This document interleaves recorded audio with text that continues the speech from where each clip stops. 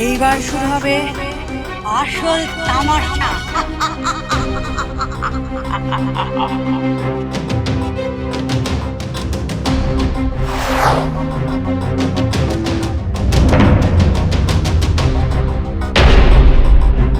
তোমার নাম কি?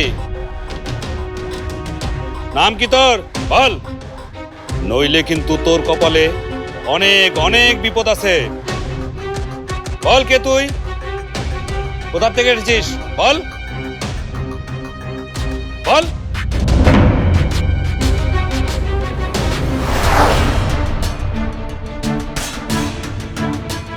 নাম কি তোমার? নাম?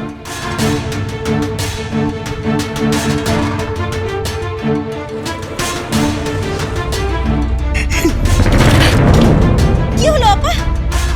আপা কি হলো? আপা বলো, তোমার নামটা বলো। যে পারুল।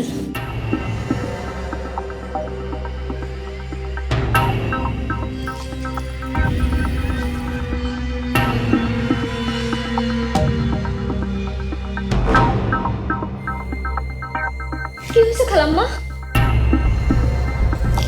সবাই আমার দিকে এমন করে তাকিয়ে আছে কেন?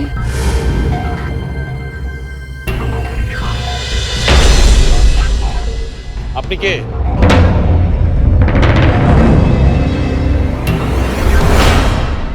আরে ও তো আকাশ, খুব ভালো ছেলে। আজকেই আমার সাথে পরিচয় হয়েছে।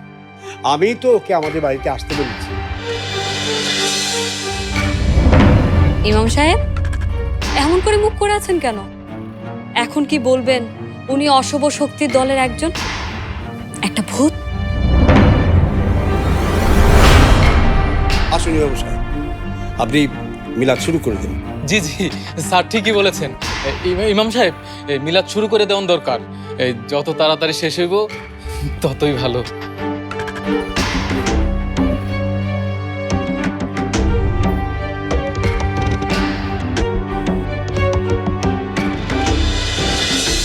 দেখে তো মনে হয় কিছুই হয়নি, কিন্তু কিছু একটা তো ঝামেলা আছে। রাফাত চোখকে ফাঁকি দেওয়া এত সহজ না।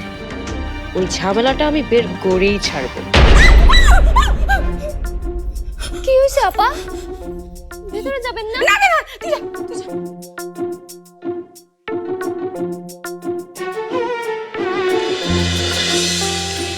এইসব ভূতের ঝামেলা, আকবারই কিছু করতে গেলে যদি পরে ভূত এসে ধরে বসে, ইস, তখন একদম জঙ্গলি বানিয়ে দিবে।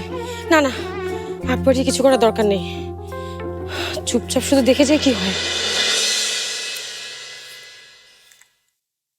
এই তাহলে তোমার সেই মহা ক্ষমতার উৎস, মানুষকে কবজা করার পুতুল। লাভ কি হলো? ভাইয়া তো ঠিকই পারুলকে ভালো করে দিল।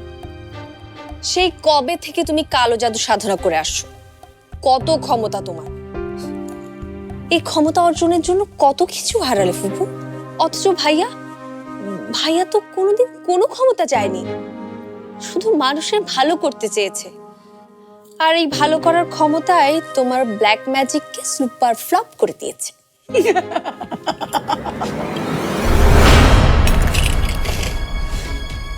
আমার ক্ষমতার কিছুই জানিস না তোরা। আমি চাইলে ওদের সবাইকে এখনই এক চুটকিতে উড়িয়ে দিতে পারি। দেখবি, কিচ্ছু করতে পারবে না তোদের ভাইয়া। ওদের সাথে এখন আমার আকাশও বুঝি আপনার শত্রু হয়ে গেছে? সিলসিলা, তোমাকে আগেও বলেছি, আমার একমাত্র উদ্দেশ্য এই মানুষগুলোকে তাড়ানো। আর সেজন্য আমি যে কোনো কিছু করতে পারি। সেটা থেকে না ওই মানুষগুলো, না ওই তাথই, না আকাশ, কেউ আমাকে থামাতে পারবে না।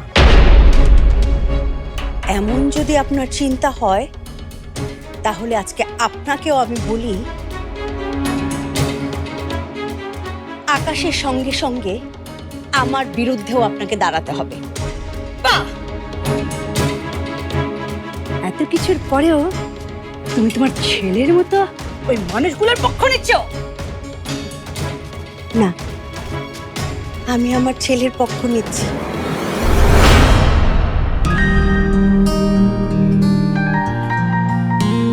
আপনি ভিতরে গেলেন না? আপনি সবসময় আমাকে এভাবে হঠাৎ করে চমকে দেই? না, আমি আর আপনার কথা চমকাই না। আপনি আমাকে এত চমকিয়েছেন যে বরং আজকে আমাদের বাড়ির লোকদের কথায় আপনি চমকে গেছেন। সরি। সরি বলতে হবে না, বাট থ্যাংক ইউ তখন সবার সামনে আমার সাপোর্টে কথা বলার জন্য।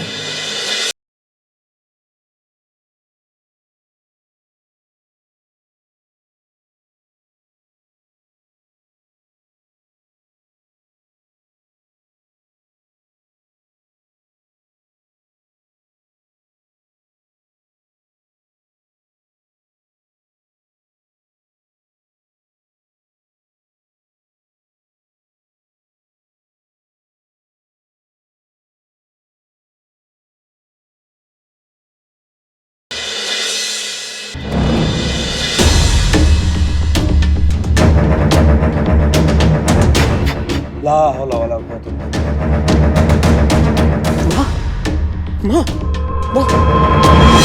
এই বাড়ির ওধারে আগুনে পুড়ে যাওয়া সমস্ত পরিবার বাস করে।